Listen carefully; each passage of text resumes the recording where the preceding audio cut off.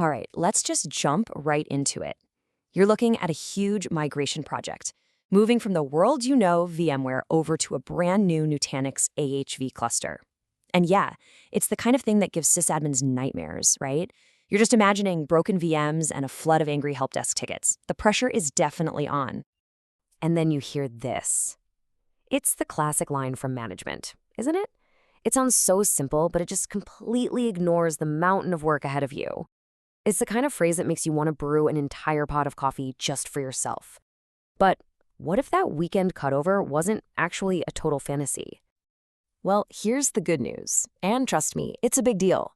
Hidden away in the Nutanix world is a tool designed specifically to get you through this mess. And according to the people who've actually used it in the real world, it works. Like, it really works. And that tool is Nutanix Move. Seriously, the very first piece of advice you'll hear from admins who've been through this is incredibly simple. Just use the tool. If you're even thinking about some crazy manual process of converting VMDKs or migrating VHDs, just stop. Don't do it. Move was built for this. And look, this isn't just some marketing fluff. This is a direct quote from someone in the trenches. The message from the community is crystal clear. Move is your best bet for a successful migration because it's designed to do all the heavy lifting for you. So how does this thing actually work? Well, it's surprisingly straightforward. You deploy the Move appliance, tell it where your old VMware stuff is and where your new AHV cluster is, and then you group your VMs together for the migration.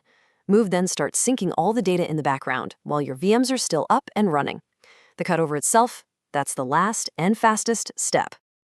And this, right here, is the most beautiful part of the whole process.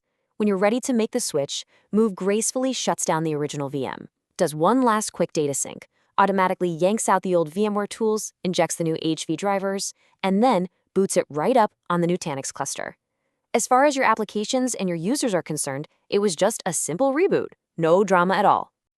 Okay, so the basics sound pretty solid, right? Almost too easy. But as we all know, the real world is never that simple. So now we get to the fun part, the spicy debates, where the official rulebook and what people are actually doing out in the field don't quite match up. And this is a big one, domain controllers. Officially, the advice is to play it super safe. Rebuild them from scratch in AHV. It's the clean, supported, zero-risk approach. But if you look at what people are saying online, a whole lot of admins have just used Move to migrate their DCs and had zero issues. So what's the takeaway? Rebuilding is the safe path, for sure. But migrating is possible as long as you are absolutely committed to testing it thoroughly before you touch production.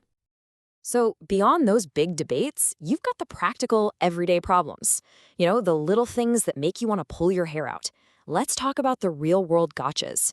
The stuff that can derail an otherwise smooth migration and turn it into a very, very long night. And probably one of the biggest gotchas you'll run into is this. What on earth do you do with all of those third-party virtual appliances? You know, the ones from Cisco or Imperva or whoever. Can you just move them? The short answer is almost always a hard no. Don't even try it. These things are often built and certified for one specific hypervisor. Trying to migrate one is just asking for a broken, unsupported appliance at 3 in the morning. The best practice here is super clear. Check with the vendor. If they offer an AHV or KVM version, just deploy that fresh on the Nutanix side. It will save you so much pain. Now here's a quick story from the trenches that really shows how the problem isn't always where you think it is. A team was migrating a bunch of Windows servers, and a few of them just wouldn't. They kept failing with this really weird cryptic error that sent the team on a total wild goose chase. So you see this error, and your first thought is, great, something is wrong with Move. But this is a classic red herring. The problem had nothing to do with Nutanix. Turns out the source ESXi host was using a self-signed certificate and, Move being security conscious, just refused to trust it. The fix was actually on the VMware side. Once they sorted out the certificate, the VMs migrated without a problem. All right, let's talk about the big question on everyone's mind. Speed. How fast is this thing really? How long is it going to take? Can you actually pull this off in that mythical weekend window your boss was talking about? Let's look at some numbers from the field. This table tells a really important story. Look at the initial sync column. Yeah, that part takes time. A normal VM might take an hour, but a massive 50 terabyte file server could take a week to sync.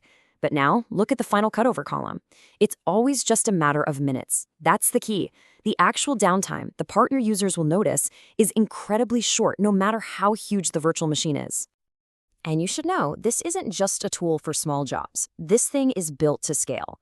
We're talking about huge enterprises successfully moving thousands upon thousands of virtual machines with Nutanix Move. It is absolutely a battle-tested solution.